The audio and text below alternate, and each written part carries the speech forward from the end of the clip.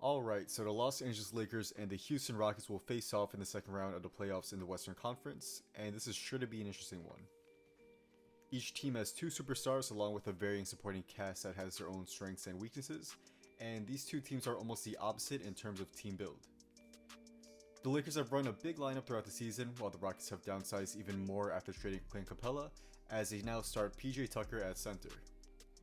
It's definitely going to be interesting to see how these two teams will match up against one another, and in this video, we'll go over the team starting lineups and rotations, key matchups, the X factors on each team, and finally my prediction on which team will win. And very quickly before we get into it, if you want to see more interesting NBA content just like this, be sure to drop a like and subscribe, as I really do appreciate all your guys' support and it really does go a long way into helping the channel grow. So for the Lakers starting lineup, I have LeBron James, KCP, Danny Green, Kyle Kuzma, and Anthony Davis. Off the bench I have Rajon Rondo, Alex Caruso, Markieff Morris, Dwight Howard and JaVale McGee splitting backup center minutes, and also some spot minutes for J.R. Smith and Dion Waiters. For the Rockets starting lineup I have Russell Westbrook, James Harden, Eric Gordon, Robert Covington, and PJ Tucker. And off the bench I got Austin Rivers, Ben McLemore, Daniel House Jr., and Jeff Green. So let's start off from the Lakers' perspective heading into this matchup. They're coming off a relatively easy 5-game series against the Blazers, and they look to shift it into another gear against the Rockets. To be honest, the Blazers never seemed to be a true threat to knock down the Lakers despite what Charles Barkley said, and they're going to be fresh playing less games than Houston in the first round, and their superstars are going to be well rested as well. I expect them to run a different lineup than their usual starting 5, as their Twin Towers lineup is just not going to be a very good matchup against the Rockets. Specifically, JaVale McGee has an incredibly poor matchup against Houston, as he isn't very good at switching out at the perimeter, and his paint protection is kind of redundant with Davis. I think McGee will be benched if not in the first game, at least by the second or third if things aren't working out for LA, and he'll split backup minutes with Dwight. I think of it as something similar to what the Warriors did with McGee, as he started and played certain centers a few years ago depending on the matchup. So I wouldn't necessarily say McGee is not going to see minutes for the rest of the postseason. He'll likely start for the next series. But not starting Davis as center is a huge wasted advantage for the Lakers, as Davis provides that rim protection and switchability on defense that will not allow Houston to exploit him on mismatches. Also, Davis is going to have a field day against the Rockets if he's able to take advantage of all of Houston's players being shorter than him, and I do expect the Lakers to focus on feeding him in the post. On defense, the Lakers are going to really have to rely on KCP and Green to try to lock down Harden and Westbrook.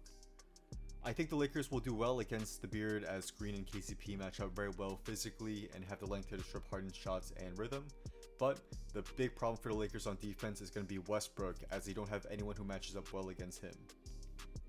You could say, I guess Caruso may be decent on defense against him, but he doesn't have that same lateral quickness that Bradley has to stay in front of him at all times. Rondo could be an option given his size and length, but his lateral speed is even worse than Caruso's, so that's going to be a problem as well. I think the best game plan for the Lakers on defense would be to make sure KCP and Green can keep Harden at least somewhat in check while forcing Westbrook to shoot as many threes as possible. Westbrook is a poor 3-point shooter, and the Lakers should take their chances on him shooting threes compared to him getting into the paint. Also, keep in mind Westbrook has recently returned and may not be 100% in terms of his usual athleticism and speed, so that could also be an advantage for the Lakers. So if the Lakers can do everything that I just said, have Davis play his usual stellar interior defense, and have Houston's other 3-point shooters just shoot about average from downtown, the Lakers are going to be in a great position and are going to have a great chance at closing the series out without too many problems. For Houston, they have two superstars that could certainly help beat the Lakers in the series if everyone else steps up as well. Harden will command his usual enormous defensive attention, and the Lakers are likely going to force double teams onto him and try to get the balls out of his hands. Westbrook will likely be the main beneficiary of this game plan, and he's going to have to really step it up. He's going to have to be aggressive in attacking the paint and breaking down the defense, and also keep the defense honest by knocking down some of his threes. He shot a brutal 25.8% from downtown during the regular season, and he's going to have to get that percentage up to at least around 33% for teams to even think about respecting his shot. But the Rockets' other players are going to have to step it up big time too, and some have already done just that in the postseason so far. For some standout players, Robert Covington has played great on both ends of the floor with terrific perimeter defense, while shooting over 40% from 3. House has been efficient while averaging double digits, and Tucker is shooting about 40% from downtown as well. However, I don't think anyone was expecting Jeff Green, of all people, to be the Rockets' second best player when Westbrook was out, as Green provided a tremendous scoring boost off the bench, shooting lights out from downtown and getting easy buckets in the paint. He has thrived in the Rockets' fast-paced offense, and he's going to be key in providing some bench scoring and playing solid defense on guys like LeBron and AD. But with all that being said, it all comes down to if the Rockets can get hot from 3. When they're hot, they're almost impossible to stop and have a chance at beating anyone on any given night, and they definitely have a good chance of getting hot in at least 4 out of these 7 games against the Lakers. On defense, I think the Rockets are going to have a lot of trouble handling Davis. They have great perimeter defenders in Covington and to a lesser extent House, who should be able to do a solid job in holding off LeBron. However, they don't have anyone who has a size to match up well against Davis, and this is definitely going to be a significant problem. The Rockets can try to double team Davis and force the ball out of his hands, and it could be possible that Tucker can do solid in preventing Davis from getting every basket on post-ups given his strength to hold back actually opposing big men, despite his pretty small stature.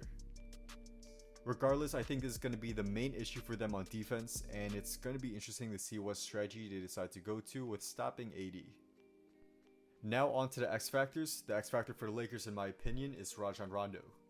It has been reported that he is aiming to return in the second round, and the Lakers could definitely use his playmaking for the second unit. That's something they definitely lacked in the first round, as Rondo gives someone who can set up teammates for easy shots when LeBron is out of the game. And also, it has been known that Rondo turns it up in the playoffs, and we'll see if he can improve his play on both ends of the floor when he returns. Now for the Rockets X Factor, I have Eric Gordon in my opinion. Gordon has played badly in the playoffs so far, as he can't seem to hit anything from downtown. He's been aggressive and better when he does get into the paint, but the Rockets are going to need him to step it up from downtown if they want any chance at beating the Lakers in a 7-game series. Houston cannot afford to have their third option on offense to continue shooting this badly, and I do think Gordon can step it up and return to form against LA, with most of the defensive attention being focused on Harden and Westbrook. Overall, I think this is definitely going to be a very fun series to watch, and it's going to be a close one too. Harden and Westbrook are a dynamic duo that should give the Lakers a ton of defensive problems, and I think we're going to see a lot of games go down to the wire. However, I am going to take the Lakers in 7 games, as I think LeBron and Davis will come up clutch for LA on both ends of the floor. It's just going to be hard for Rockets to consistently find answers for Davis, and I think Westbrook not being 100% healthy is going to play a big factor here as well. So, those are my predictions, but I think it's fair to say and see that this could really go either way. So that's a wrap. Thank you guys all for watching. If you guys did enjoy this video and want to see more daily NBA content just like this, be sure to drop a like and subscribe. And also be sure to turn on post notifications so you can stay updated on when my newest video will be coming out. Also, be sure to follow me on Instagram and hit me if you want to talk about basketball or business. Just drop a comment down below with my photo or DM me, and I'll definitely try to get back to most of you guys there. Drop a comment down below on who you think is going to win the series and by how many games. I want to see your guys' thoughts and who you think is going to be the X factor for each team. So, with all that being said, once again, thank you guys all for watching, and hopefully I will see you soon for the next video. Peace.